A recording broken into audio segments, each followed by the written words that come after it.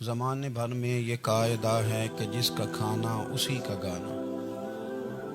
حکیم الامت فرماتے ہیں کہ زمانے بھر میں یہ قاعدہ ہے کہ جس کا کھانا اسی کا گانا، تو جن کا ہم کھا رہے ہیں انہی کے پھر گیت ہم گا رہے ہیں۔ کائنات ارضی اور سماوی پر سب سے بڑا، سب سے شاندار، سب سے خوبصورت، سب سے ٹھنڈا، سب سے امن والا جو انقلاب ہے وہ میرے نبی پاک نے برپا۔ بڑی یہ کم نصیبی ہے کہ مسلمانوں میں فرقے بن گئے اور امت تقسیم ہو گئی اور تقسیم ہونے سے کمزور ہو گئی۔ لیکن افسوس کی بات یہ ہے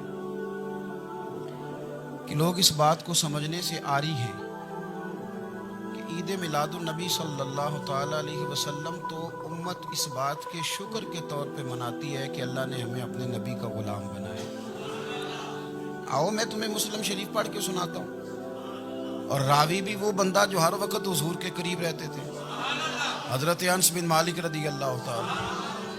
آپ فرماتے ہیں مجھے وہ دن بھولتا ہی نہیں، میں بھلا سکتا ہی نہیں جس دن میرے نبی پاک مکے سے ہجرت کر کے مدینہ طیبہ تشریف لائے۔ حضور اس دن کیا ہوا تھا؟ تو حضرت انس بن مالک فرماتے ہیں ساری بیبیاں چھتوں پہ چڑھ گئی، ساری عورتیں اپنے اپنے کام میں مصروف ہوتی ہیں، کوئی کسی وجہ سے چھت پہ چڑھ جائے تو چڑھ جائے، ساری کٹھی تب بھی چڑھتی ہیں جب گلی میں کچھ اور ہو، جب کوئی انوکھی بات۔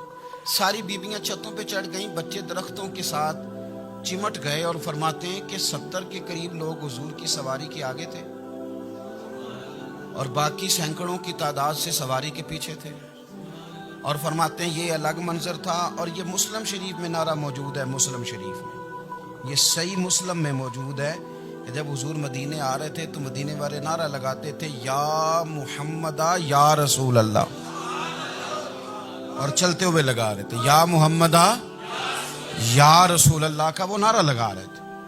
اور پھر حضرت انس بن مالک فرماتے ہیں یہ دو منظر یہ تھے، ایک تیسرا منظر بھی تھا۔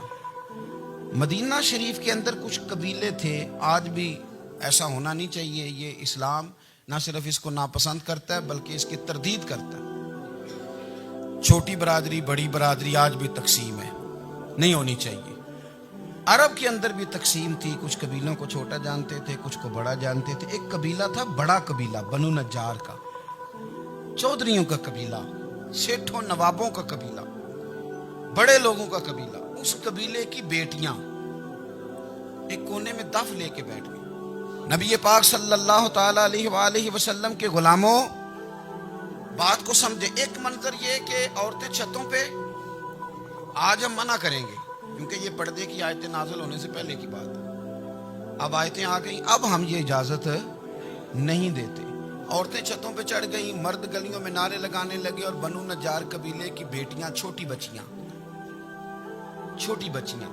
وہ ایک کونے میں دف لے کے بیٹھ گئیں اور وہ پڑھنے لگیں طلع البدر علیہ۔ اب تو میلاد غریبوں میں رہ گیا ہے، ہمارے یہاں فیشن ہو گیا ہے، جب حالات خراب ہوتے ہیں تو لوگ برکت کے لیے میلاد کراتے ہیں، اور جب امیر ہو جاتے ہیں پھر انہیں میلاد کے جائز ہونے کی دلیل ہی کوئی نہیں ملتی، پھر وہ یہ فیشن ہے۔ بندہ تھوڑا سا پڑھ جائے نا دو چار چیزیں تو ہر چیز کو غلط کہنا اس کی طبیعت ہوتی، پھر یہ فیشن ہے کہ میری سوسائٹی نہیں ہو گئی، کتابیں نہیں ہو گئی، فرنیچر نیا ہو گیا، دوست نئے ہو گئے، تو مذہب وہی پرانا۔ ہوئے کوئی ترقی کرنی چاہیے، اور وہ ترقی کرتے ہیں بیچارے، اور جن کی پیچھے 10 نسلیں اور 50 نسلیں میلاد مناتی آنے کو اتنی دلیل کوئی نہیں ملی، سبحان اللہ۔ جن کی دادی وضو کر کے کھیر پکاتی تھی 11ویں کی، جب امیر ہو جاتے ہیں تو انہیں 11ویں پکانے کی دلیل ہی نہیں ملتی۔ اب آپ امیر ہو گئے میرے بھائی، آپ کا فیشن ہے، یہ طبیعت کا حصہ ہے۔ آپ چاہتے ہیں کہ میں وہ کام کروں جو درویش لوگ، سادے لوگ نہیں کرتے، تم اپنے معاملات کو بچانے کے لیے نعرے لگاؤ تو تمہارے پاس ساری دلیلیں ہیں، لیکن یہ تمہارا نصیبہ ہے کہ تم جھوٹوں کے نعرے لگاتے ہو، لیکن یہ غریبوں کا نصیبہ ہے کہ میلاد والے رسول کا نعرہ لگا۔ یہ غریب کا حصہ ہے۔ لیکن وہ بنو نجار کی بچیاں غریب نہیں، امیر گھرانے سے تھیں۔ انہوں نے جو بات کی اس کو حفیظ جلندری نے لکھا۔ مرحوم کہنے لگے کہ وہ ننھی بچیاں، چھوٹی بچیاں تھیں، کہتے وہ ننھی بچیاں وہاں بیٹھ کر دف بجاتی تھیں اور رسول پاک کی جانب اشارے کر کے گاتی تھیں، اور لوگوں سے کہتی تھی کہ یہ کو ہمارا پیشہ نہیں دف بجانا، ہم تو چودھریوں کی بیٹیاں ہیں، ہم تو بڑے خاندان سے ہیں۔ وہ ننھی بچیاں جو بیٹھ کر وہاں دف بجاتی تھیں، رسول پاک کی جانب اشارے کر کے گاتی تھیں اور کہتی تھی ہم ہیں بچیاں نجار کے عالی گھرانے کی، خوشی ہے آمنہ کے لال کے تشریف لانے، ہمیں بڑی خوشی ہے آمنہ کے لال کے، خوشی ہے آمنہ کے لال کے، خوشی ہے آمنہ کے لال کے، ہمیں خوشی ہے آمنہ کے لال کے تشریف، خوشی ہے بس آمنہ کے لال کے تشریف۔ نبی پاک صلی اللہ تعالیٰ علیہ وآلہ وسلم سے امت کا جذباتی رشتہ ہے۔ یہ پہلے دن سے ہی ابو جہل کم منع کرتا تھا کسی مسلمان کو کہ خانہ کعبہ میں نماز نہ پڑھو، کہتا پڑھو۔ حضرت صہیب ابن سنان رومی سے اس نے کہا کہ آپ اپنے طریقے کے مطابق، مسلمانوں کے طریقے کے مطابق کعبے کے اندر نماز پڑھیں، جو مرضی کریں۔ روکتے تو وہ نبی پاک کے قریب جانے سے تھے، وہ منڈیوں میں بیٹھ جاتے تھے، حضور کے قریب نہ جانا، حضور کے قریب نہ جانا، حضور کے قریب نہ جانا۔ میری بات کو آپ سمجھے اور ہمیشہ یاد رکھیں، امت کا نبی پاک سے جذباتی رشتہ، جذباتی۔ یہ جو رسول اللہ کی امت ہے یہ گناہگار ہو سکتی ہے پر اپنے نبی کی غدار نہیں ہوتی۔ میں آپ کو صحیح کہہ رہا ہوں، میرے کلین شیو نوجوان کے کان میں آپ جا کے کہیں نبی پاک، چاہے اس نے نماز نہ پڑھی ہو، چاہے اس نے داڑھی نہ رکھی ہو، آپ حضور کا نام لیں، اس کے رونگٹے کھڑے ہو جاتے ہیں، اس کی طبیعت، اس کا دل دھک دھک کرتا ہے، اس کی ایک ایک روح سے محمد محمد کی آوازیں نکلتی۔ یہ فیض ہے رسول پاک کا اور یہ کرم ہے اللہ کا اس امت کے ساتھ۔ امیر ملت پیر جماعت علی شاہ صاحب محدث علی پوری فرماتے ہیں، ایک جگہ ہندوؤں کا جلسہ تھا، ہندو پنڈت تقریر کر رہا تھا، اس نے نبی پاک صلی اللہ علیہ وسلم کی شان میں معاذ اللہ کو بے ادبی کر دی۔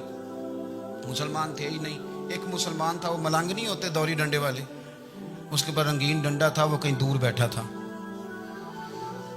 تو اس نے سن لی، اسپیکر چل رہا تھا، تو وہ ڈنڈا لے کے تو سٹیج پہ چڑھ آیا۔ وہ کہتا ہے میں نے پنڈت کے ساتھ میں مارا ایک ہی ہے پر مارا ذرا صحیح کر کے۔ وہ ڈھیر ہو گیا، لوگوں نے گرفتار کر لیا، جیل میں چلا گیا۔ پیر صاحب کہتے ہیں میں ملنے گیا، بندے کو بسم اللہ بھی سیدھی نہیں پڑھنی آتی، صورت اخلاص بھی ٹھیک نہیں آتی، ربنا آتینا دعا نہیں کر سکتا، ملنگ ہے۔ میں ملنے گیا اور میں نے کہا یار نہ تو نماز پڑھے، نہ داڑھی رکھے، نہ تو مسجد جائے، پر تو نے کمال کر دی۔ تو کہتے ہیں پیر صاحب چھم چھم رویا اور پنجابی میں کہنے لگا پیر صاحب میں گناہگار ہاں پر اپنے نبی دا غدار تے نہیں نا۔